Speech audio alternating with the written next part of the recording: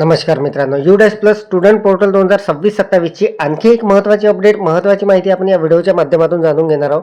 मित्रांनो, थंबनेल आपण बघितलेलं आहे, आपल्या लक्षात आलेलं असेल. मित्रांनो, काही दिवसापूर्वी आपण एक व्हिडिओ बघितलेला होता. UDAS प्लसमध्ये आपल्याला प्रमोशन करण्यासाठी जी सुविधा उपलब्ध झालेली होती, त्या सुविधेच्या माध्यमातून आपल्याला मोबाईलवरून अगदी सहजपणे प्रमोशन कसे करायचे याची संपूर्ण माहिती बघितलेली होती. आणि मित्रांनो, काल परवाच्या एका व्हिडिओमध्ये आपण ते जे प्रमोशन आपण केलेलं आहे त्याला फायनलाइज कसं करायचं, स्कूल डाटा तो फायनलाइज कसा करायचा याची माहिती बघितली. तर मित्रांनो, बऱ्याचशा आपल्या बांधवांचे कमेंट्स आलेले आहे की सर, आम्ही प्रमोशन पूर्ण केलेलं आहे, डाटासुद्धा फायनलाइज केलेला आहे, परंतु आता काही बदल करायचे आहे. काही विद्यार्थी TC घेऊन गेलेले आहे किंवा काही विद्यार्थ्यांची माहिती चुकलेली आहे. तर अशा स्थितीमध्ये आपल्याला ते करेक्शन जे आहे ते कसे करायचे आहे, जर आपला डाटा फायनलाइज झालेला असेल तरीसुद्धा आपल्याला करेक्शन करता येईल का, याची संपूर्ण सविस्तर माहिती मी आपल्याला या व्हिडिओमध्ये देणार आहे. तर नमस्कार, मी राज मेश्राम, मराठीशाळा.com या यूट्यूब चॅनलवर पुन्हा एकदा आपलं सहर्ष स्वागत आहे. मित्रांनो, UDAS प्लस स्टुडंट पोर्टल 2026-27चा अत्यंत महत्त्वाचा व्हिडिओ होणार आहे. प्रमोशन आपलं झालेलं आहे, डाटा फायनलाइज झालेला आहे, तरीसुद्धा आपल्याला करेक्शन कशा पद्धतीने करायचं आहे, काय करायचं आहे, याची संपूर्ण सविस्तर माहिती जाणून घेण्यासाठी व्हिडिओला स्किप न करता पूर्ण बघा. चॅनलवर जर नवीन असाल तर चॅनलला सबस्क्राईब करायला विसरू नका आणि व्हिडिओ जर आवडला तर व्हिडिओला लाईक व शेअर करा.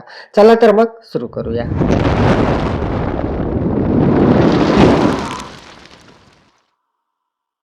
तर मित्रांनो बघा, मी माझी शाळा जी आहे इथे लॉग इन करून घेतलेली आहे UDAS प्लसच्या स्टुडंट पोर्टलवर.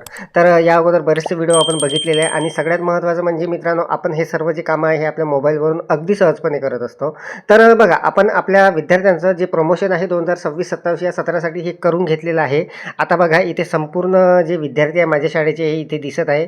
संपूर्ण प्रमोशन झालेले आहे, त्यांचे वर्ग बदललेले आहे आणि पहिल्या वर्गामध्ये 0 आहे. तर काही जणांचे कॉमेंट्स आले आहे मित्रांनो की पहिल्या वर्गात विद्यार्थी ॲड कशी करायची, तर ती सुविधा अजूनपर्यंत सुरू व्हायची आहे. लगेचच त्याचासुद्धा व्हिडिओ आपण टाकणार आहोत जशी सुविधा सुरू होईल तेव्हा.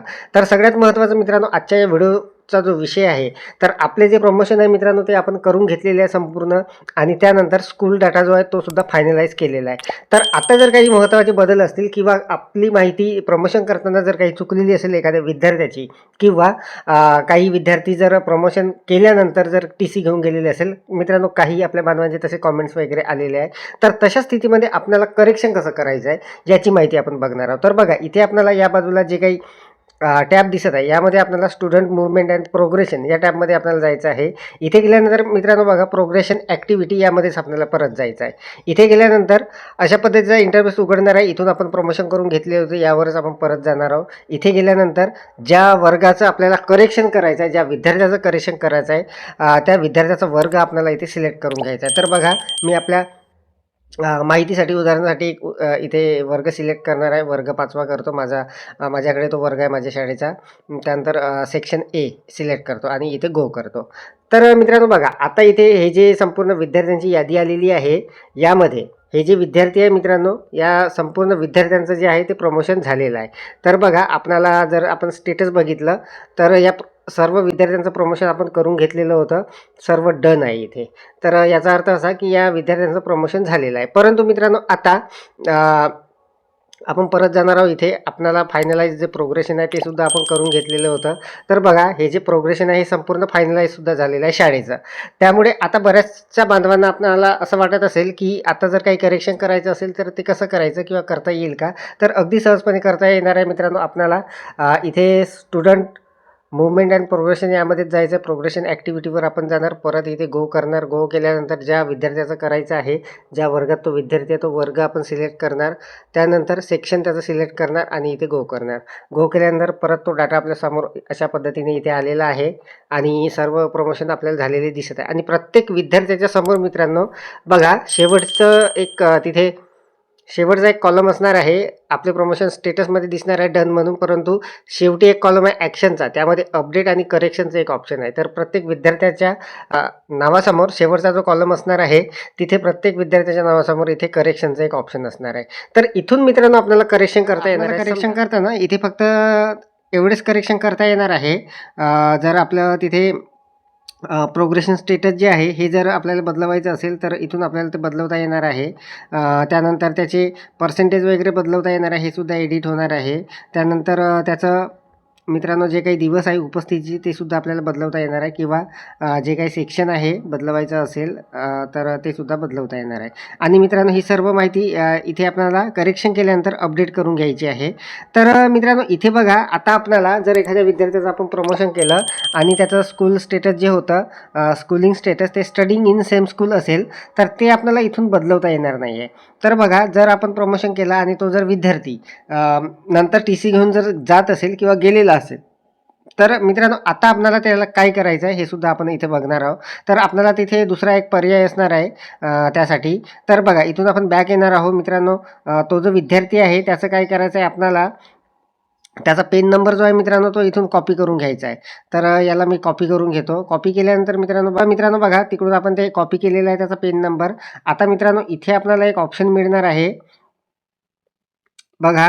आपल्याला इथे त्याच टॅबमध्ये जे सब टॅब आहे त्यामध्ये आपल्याला ट्रान्सफर सर्टिफिकेट मॉड्यूल म्हणून मिळणार आहे.